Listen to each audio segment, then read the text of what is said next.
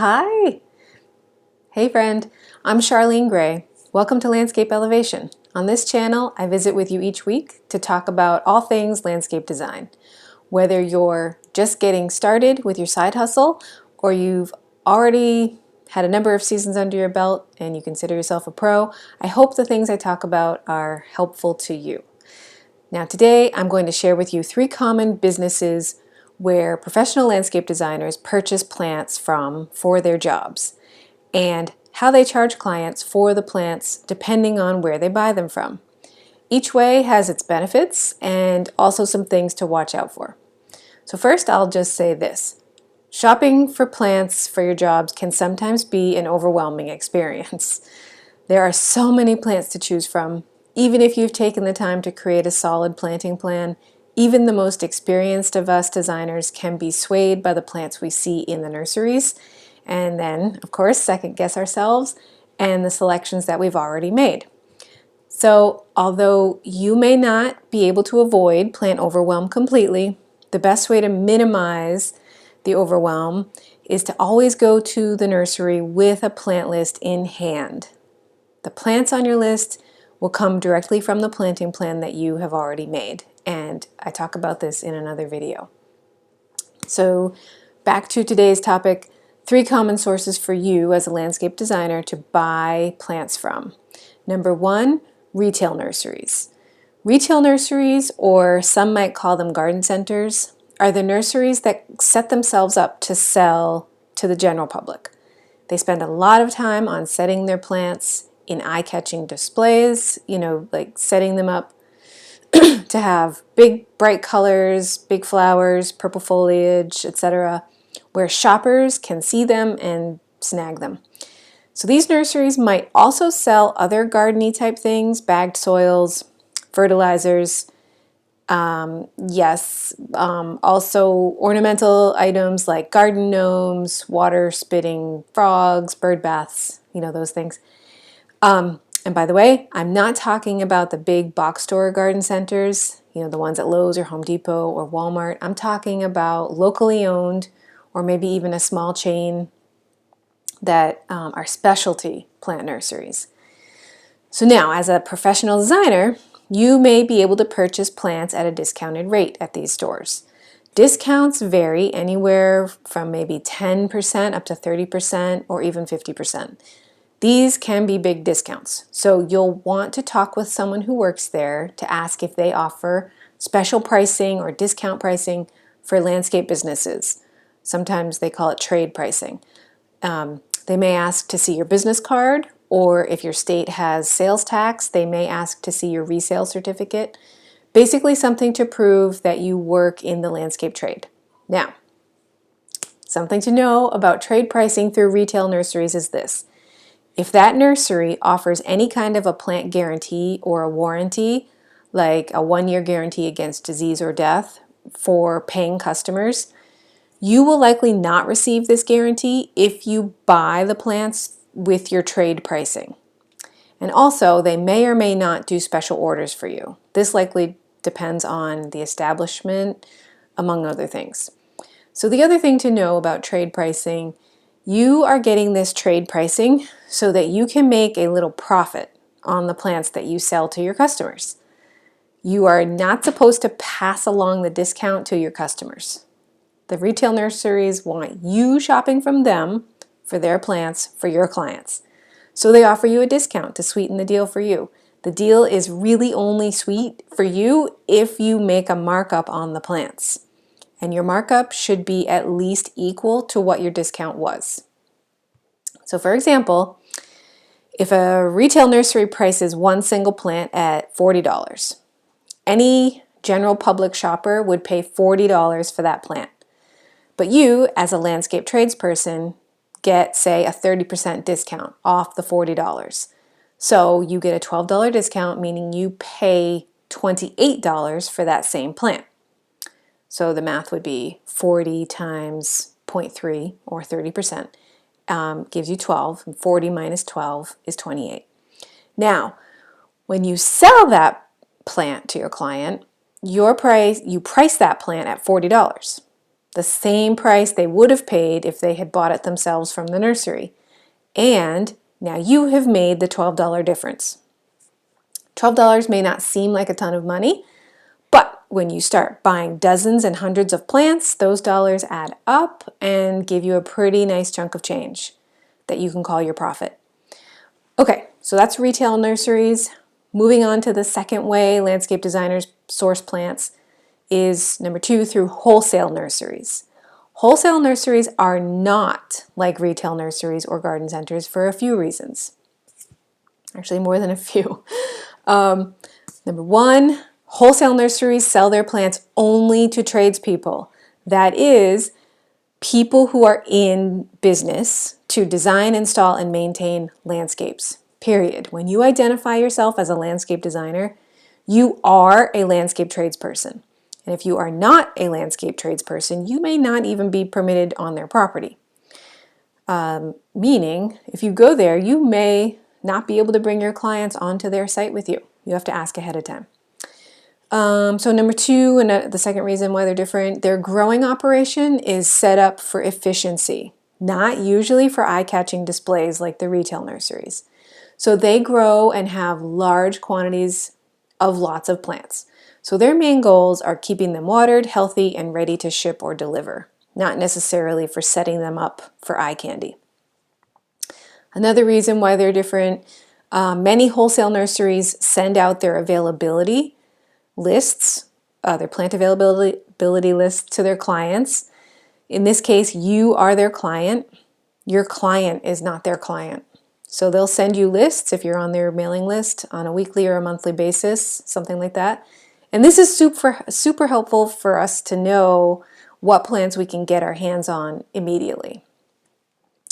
So here's another reason. And since you are their client, they will cater to you, especially if you have a big order.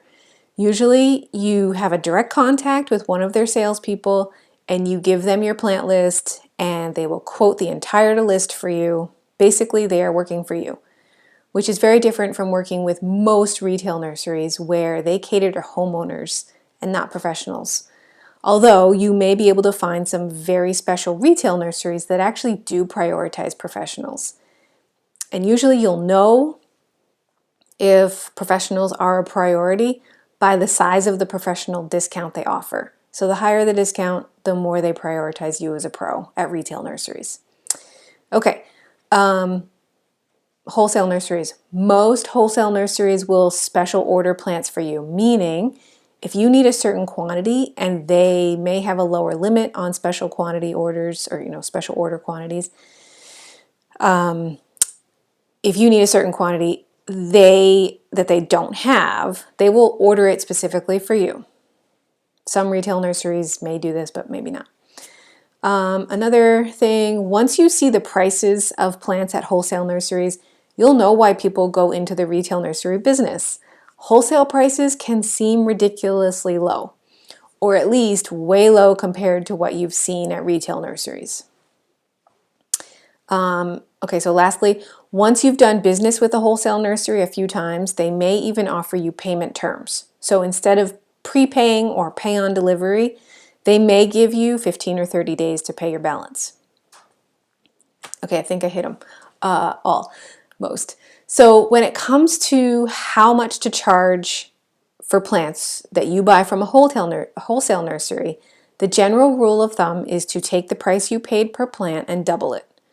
Yep, that's a 100% markup. Now, some varieties of plants just plain cost a lot of money, no matter where you buy them from.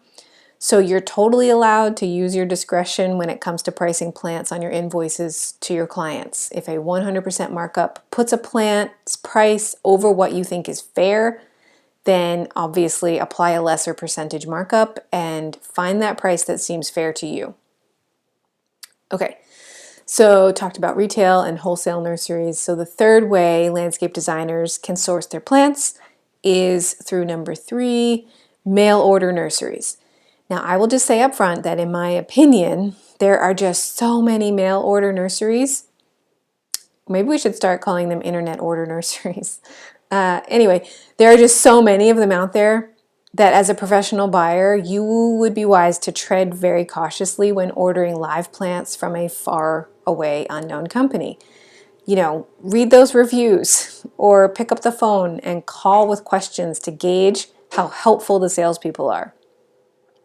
In my experience, I've had pretty good luck with internet seed order companies, such as when I'm ordering grass or wildflower seed, and also tubers, specifically dahlias and peonies, but not as much luck with ordering small potted plants like plugs or live plants up to grown in up to 4-inch pots in trays of media. By not as much luck, I mean the majority of the plants look great upon arrival, but then the majority of them don't survive 1 year in the ground. Why? My speculations hinge around two things. One, the plants started their life in a much different climate than where I am. I'm in Maine. And two, the plants are just too small. And, maybe they weren't ready to be planted in the landscape. So they probably would do better if they had been transplanted into bigger pots and then nurseryed until they were, that typical 1-gallon size before being planted in the ground. Excuse me. So since seed and tubers are dormant, so like the wildflower seed, the grass seed, dahlias, peonies, they're dormant and they're not fully leafed out or even budding. So they seem to be much more reliable as a way of ordering, through the internet or through a catalog. So the next thing to keep in mind about internet or mail order is that usually the company is just trying to sell their plants and they're catering to anyone who finds them on the internet, kind of like retail nurseries. So unless they specifically say that they're a wholesale grower, you will likely be paying a retail price, and chances are there won't be much of a trade, a landscape trade discount. So when you pay full price plus tax and shipping, the cost of each individual plant could be much higher than if you found that plant at a local nursery. And then you just need to figure out whether or not to charge your client a markup on an already high per plant price. So these kind of less than ideal details aside, the great thing about ordering plants online is that you can usually find very specific plants if you have very specific plants that you need to find. So for example, a few years ago, I had a client who was extremely particular about the color and the bloom time of her peonies. So we were trying to mix a few different colors and heights. And as you probably know, there are so many varieties of peony that your eyes can go cross just reading about them. So I ended up sourcing and ordering 4 different varieties of peony tubers from 4 different online retail sites, each one of them specializing in certain varieties of peony. Each peony's nursery was located in the northern United States, so I felt pretty good about their hardiness. And they have survived. It's been 3 winters now. FYI, I did apply a small markup, like 10%, to the cost of each peony tuber, plus tax and shipping.